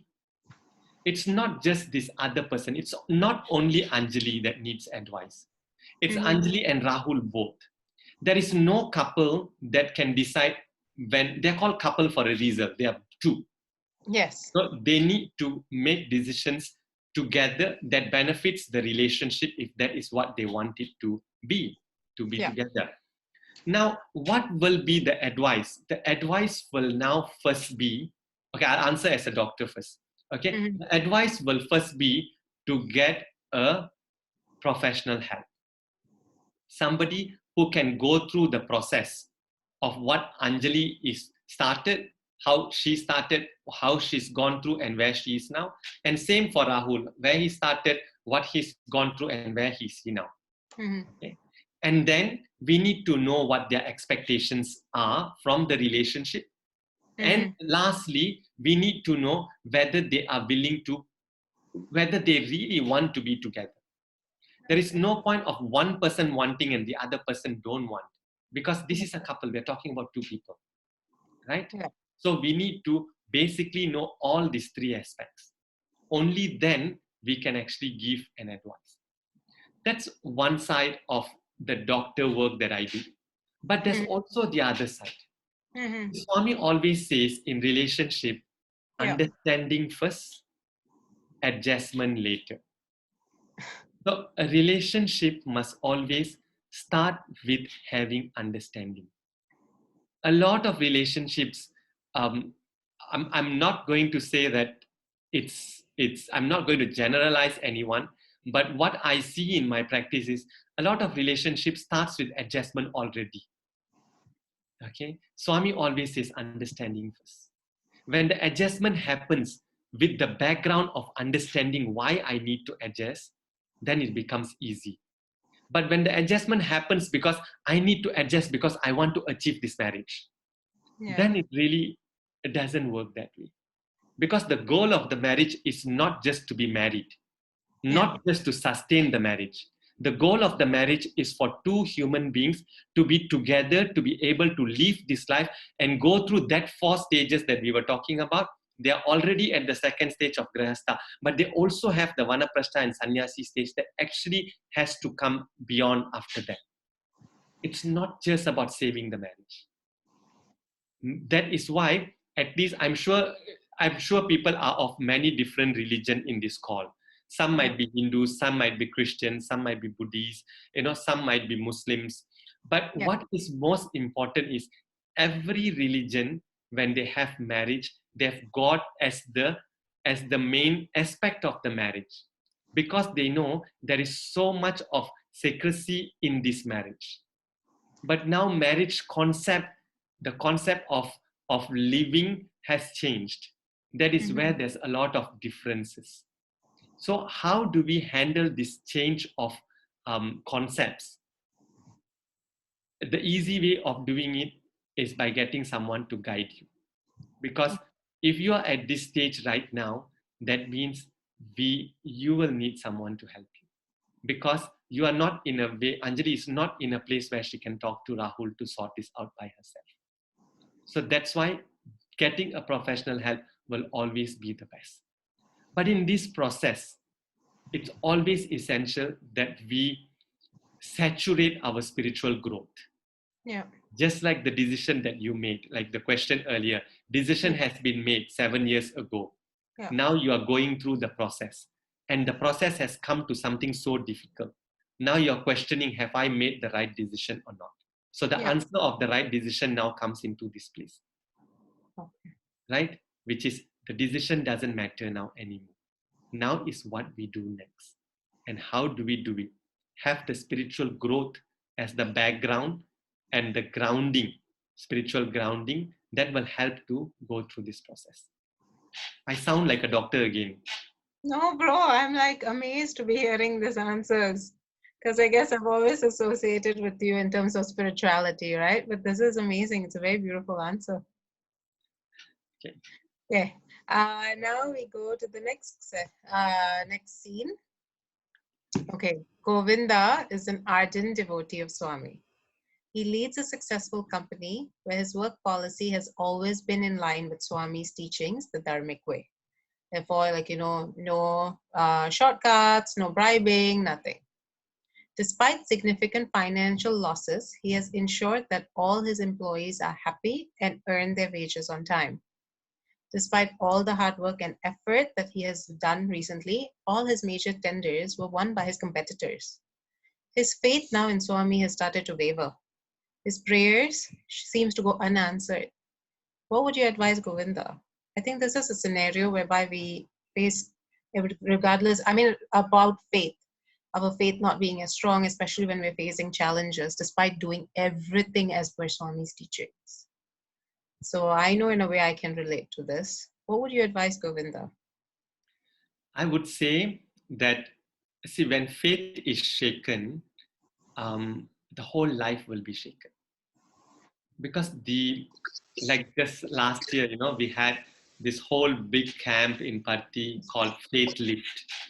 Because the fundamental aspect of fundamental strength and confidence of a human being comes from having the faith in himself, faith in God. In this case of Govinda is faith in Swami. So when his faith is shaken, now why is faith shaken? His faith is shaken because he is now seeing failures. And when you see failure, you will go down, you drop. And when you drop, it disturbs your comfort zone. Yes. And when your comfort zone is disturbed, what happens is you will now feel insecure. Yeah. And when you feel insecure, your mind will not be at peace. So that is where the end result will come. Depression. You will start looking for other gurus. You feel like, things are easier if you become an atheist. A lot of things will come. Yeah. But let's take it. That is why you must take it from the last part, which is your mind is disturbed. So when you can keep your mind still, that is when you go up in your life or you go down in your life, you are still at equanimity. Whether you are down or you are up, it doesn't disturb you if you are at that equanimity level. So that is what, in fact, that is what Buddha was preaching. He was preaching about not being overly joyed when you have happiness, not being overly sad when you are depressed. You be at that equanimity. And when you are at the equanimity, that is where everything culminates. The high and the low. And when you move on, you know that you have passed the test. See, in life, there's always highs and lows. Maybe I should also share these things. Today is supposed to be a holiday in Malaysia, as I said. It's a public holiday here. Also, right? And I got a call early in the morning saying that, we needed to do screening for 350 COVID patients. And of course, it threw us out, 350 in one day. How are we going to settle it? So, we were planning, trying to get through that. And in between, suddenly there was an issue about planning the festival. World Young Adult Festival, and that needs to be sorted. So in between that again was happening in between all these things. And rushingly I came back home just about I think 2 hours before the call, not had breakfast, not had lunch, not drank anything. I came back just because I just needed to have some food and maybe a quick nap before I wake up for this call. But When I came back home, there was no electricity. There was Mhm. electricity everywhere. My neighbors, everybody. Of course, it rained earlier, so I thought it could be because of the rain. And I checked the main, and the main was keep tripping when I put. So I took out all the plugs, tested everything in my ability of electrician ability, but nothing worked. So I called somebody, and it was only 1.5 hours before the call. And I called somebody, please come and help me. I have a call to attend, and my mom's house is about 1 hour away, and all that things. And I didn't want to go to anybody's house because I'm a doctor, and I feel like maybe they might stigmatize that I might be carrying COVID and all that stuff. So and Malaysia is still in lockdown. So I quickly called them, and they came and tested, and they couldn't do anything. And just about, I think, 45 minutes or 50 minutes before the call, he said, never mind, doctor, we will just bypass, so you will have the electricity for tonight. I said, thank you, Swami. And then he bypassed. I quickly showered, and then I got a call from Brother Dave and Sister Roshni, and we had to handle that call till about 7:40 Malaysian time, which is 6:40 your time. And I quickly got into the call. So now what it really means, and why I'm saying this whole long thing, is instead of sulking and being sad that, oh, why does Swami gives me challenges? I want to do a session for his young adults. Maybe I can ask someone else to do, or, disturb my mind and all that things. It doesn't matter. Remember, I said the process is the one that's most important. True. In that process of doing all these things, you need to be being. Your mind must still be at calm. So when you can be at calm, everything will fall into place. When everything fall into place, the highest goal of your enlightenment is the one that you will get. Maybe that suffering that Govinda needs to go through at this point of time is probably only to divert his mind to something that is higher in his spiritual growth, which probably he's missing. Or maybe it is just to put him back and teach him about equanimity. Or maybe there are many maybes. But that's for Govinda to sit down and contemplate on why these actions have reached him. And the answers will come pouring. That is why the very first code of conduct is meditation daily. Okay? So that answers will come again and again and again, easily. And once he's gone through this phase, again it will be happiness, and that time he has to remember he has to be calm. And again there might be sadness, it has to remember he has to be calm. The grass is always greener on the other side. Do not compare. The cycle will always be up and down, up and down, up and down. And also the clouds will always move. So there's always sunshine at the end of the day. I guess, as you said, it's very hard to remember how to practice equanimity, especially when we're having good days, right? We forget that. We heard it, but practicing it is another thing that we always have to try and remember. Very true. Very true. Next question. Okay, these cases are getting very interesting. Okay. Wow. I didn't choose the names, Ro. Romeo and Juliet received their happy ending. They got married and lived happily ever after. However, COVID-19 strikes and they've been under lockdown for 2 months now. Their relationship has become slightly bitter. What advice would you give Romeo and Juliet? Now, we all know this because we've all been at home for a while. And for all of us who have either a spouse or living with our parents or significant other or anyone else, there are moments of frustration, right? Especially when you're so used to being busy, going out and everything. Now you have the four walls and there's only so much space you have. I guess Romeo and Juliet is going through that too. So what advice would you give them? I really am sad because this has happened to Romeo and Juliet. Really, it's essential for us to remember that if they were happily ever after, they will not be at this level now. Happily ever after is only when you are happily ever after with that person next to you forever, with all the behaviors, all the terrible comments, all the not nice habits that each of them might have or might not have. So now, does happily ever after really last? Yes. We can see that it didn't last. Yeah. Simply because they were probably happy because they had their own space. So Yeah. this is very essential for mental health. In medical world, we call it respite. Mhm. Everyone needs to have a me time. Okay, Yeah. this me time a lot of times is taken as my me time for shopping, my me time to sleep, my me time to be alone, my me time to do some activity.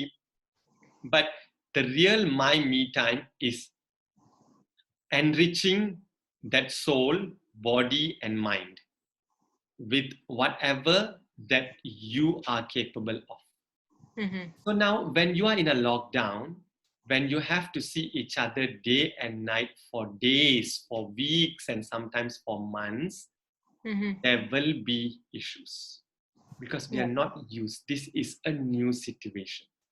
And in this new situation, we have to have new strategies. So, new strategies that will bind that relationship, may it be parents, children, husband, wife, Mhm. parents, friends who are living together. Some people are living together because Mhm. they are probably working together and all that things. So, this is where we need to start looking at how do we enrich this relationship. So it all starts from you. If you are a Romeo, then it starts with you. If you are Juliet, it starts with you. If you are the child, it starts with you. If you are the parent, it starts with you. And what does it start with? Start by practicing calmness. Mhm. This is not going to end. So, as you can see from the start till now, I'm singing the same song, which is the song of enriching your spiritual growth and also having a great spiritual ground. If I can give you an example of a spring, if Mhm. you drop a big long spring, it will Mhm. go this way, it will go that way, go this way, go this way, and it will stop. And then when you push it again, it will go this way, that way, this way, that way. Yeah. But if you pin it to one place, nail it, and you push it in whichever direction, it will go there, but it will come back straight. It will fall like that, it will come back straight. It will Yeah. fall this way, it will come back straight. That spiritual grounding is the one that we are talking about. Okay. That spiritual grounding will bring you back to the core. Okay. And that banging and whacking will be what you go through in your daily life. So that's my advice. Enrich yourself, do your sadhanas, because without doing your sadhanas, it's gonna be tough because it's a new normal. In fact, we should be using this time. This is the time given to us where we can sit down and do our sadhanas. No more reasonings, right? Yes, yes. Yeah. Someone, I'm sorry, I'm just laughing because someone else just messaged, and when I finished reading the question, someone asked, was like, don't they have a Netflix account? But obviously, I prefer your answer. Much prefer answer. Okay. Next question, next scenario.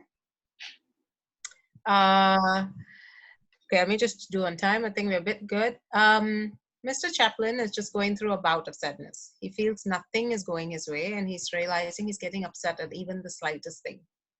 How should he avoid getting angry and remain calm in disturbing situation? I think, bro, if I'm not mistaken, you've addressed this in the previous Yes, question. yes, yeah. So is there anything you want to add, or should we just skip to the next one? I think we can skip to the next one. Yeah, especially we just spoke about remaining calm. Okay, Yes. next question. Vishal and Shaker had a disagreement. It's not our NYC Vishal. This is a made-up character. Our Vishal is very peace-loving. Vishal and Shaker had a disagreement. Vishal decided to react by being silent, and Shaker is confused whether he should communicate or also shut down. What would you advise them?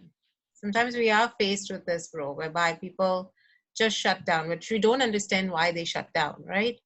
Whether it's they shut down because they've given up, or they're just too tired, or they just have nothing to add. And this situation can be in any scenario, whether it's between a spouse, in a working relationship, within friends, anyway. What would you advise? What would be your suggestion? My advice will be different if the relationship is different. Okay.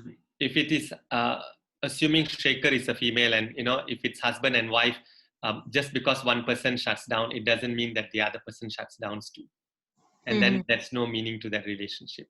But if Vishal and Shaker are just friends or acquaintance, if one person shuts down, the other person, it's okay to shut down and see how things go.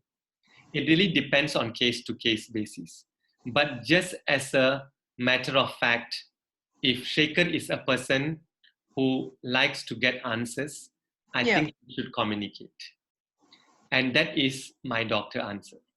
But as a brother, I will again say that a lot of times people shut down because they're either tired, they are disconnected, or they just don't feel that they want to continue at that point of time.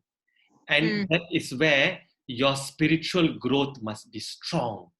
And that energy that you have, that halo that Anchal was talking about, is like a magnet. Okay, it will attract all goodness to come to your way, and it will also attract some badness because they will come to you to cleanse themselves. So be that positivity in everybody's life, be the change in everybody's life. Okay, so that is what we can all start practicing. Enrich yourself. Again, I'm using the same word, enrich yourself, so that people can get positivity from us. That itself is a great service. Sorry, bro. So do you mean if someone, maybe I didn't catch it quite right. So when someone decides to shut down or is not willing to communicate, should we just let them be for now? It, again, as I said, point number one, it really depends on how important that relationship is to you. If Point it is number, very important, and point number two is how fast you have to act on breaking the ice. Okay. Both are important. It's just like how we work with our managers, our bosses. It's not just about having the right point, but it's also having the right time. So when you can achieve both of it, then I suppose, you will know the real reason why that person is shut down. Sometimes, if I need to take it at a spiritual sense, sometimes it might just be the end of the karmic bind between the two people. Okay. They're just done. Okay. Yeah. Interesting. That's very interesting. What if it is like your parent, bro? So obviously this person is very important in your life, and sometimes we face it because like it's hard for us to even argue, right? Because it's the parent, and the parent, we always have to respect them. And there are times where it is hard for them to articulate. These are the questions I'm getting here also. And that again is very essential, because as we all, in contrary to the belief that you are born to parents and parents decide that you are born, they choose who their children are. Parents don't really have the option of choosing who the kid is. Okay, so a soul that is born will actually know who the parents are when they are born, because they are born with a mission, with things that they need to settle in this lifetime that they're going to be. So when you have that relationship with parent, one or both of the parents, in such a difficult, painful relationship with your parents, it's always essential that number one is you enrich yourself, because otherwise you will be battered in this relationship. Remember the equanimity, that is where you want to be. However they put you down, whatever, some parents give you everything, but even then you must be cautious, because you want to be that child who is able to accept both. You want to be a child that if they want distance from you, let it be, because it brings peace and happiness to them. But you are there to hold them when they need you. You are there when they need you. Just a call away, or just a ring away, or whatever that might be. And they need to know that. And the more they know that, sometimes the more they will batter you, the more they will torture. But that is okay, because that is the journey that you need to go through. Right? So let go and be in the moment and enrich yourself. Wow. Thank you, bro. Thank you so much. In Thank, fact, that's our last question for this section, and we've completed I all feel like 3 it's been long. I'm sure. I hope I didn't bore all of you. Thank you so much for like still being on the call. Bro, wow. See, wasn't this section was not as hard, right? Oh, I know. no, no, it definitely was not. And in fact, I do know that there are a lot of calls happening today. I know at least 5 calls are happening today from various areas. And I'm actually quite happy that, there's so many of you have stayed till the end. Thank you, Sairam. Sorry, bro. There was we just have time. We're trying to find out if we have more time because I think Okay. we're cutting it very close at the end of the session. But there's one question that I've just been told that keeps on coming up again and again. So we'll just be asking this one question. Sure. Um, Before, and I apologize for all the other questions. We'll talk and we'll figure out whether we can somehow find another way to answer it. But this one question that keeps coming up is, it's actually a medical question. So if Oh, a person has ever contacted the disease or virus, can it reoccur again? Can they get it again? very good question. Um, for now, there is no studies to prove that you can get the infection again. Once you've got the infection, you are cured for now. If you've cured, you are cured. Reinfection rate is now not reported, at least in Malaysia, it's no reports of reinfection. Yeah. Majority of the countries, there's no reports of reinfection.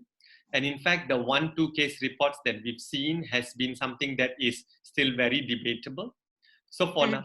for now, it's safe to say that there is no reinfection. Things might change tomorrow or day after tomorrow, but for now, at this point of time, there is no reinfection for COVID-19. Okay. Thank you. With Thank that, we've come to the end of our session for today. Thank you so much, bro. Thank you. Thank you again so much from all of us for being ever patient, ever ready, answering all our questions. you. Again, we look forward to hosting you in person in Jakarta, hopefully sometime soon, hopefully. Yeah. Thank you again. And with that, we'll close today's session. Before we Thank go, we'll close with 1 Om and 3 Shantis. Om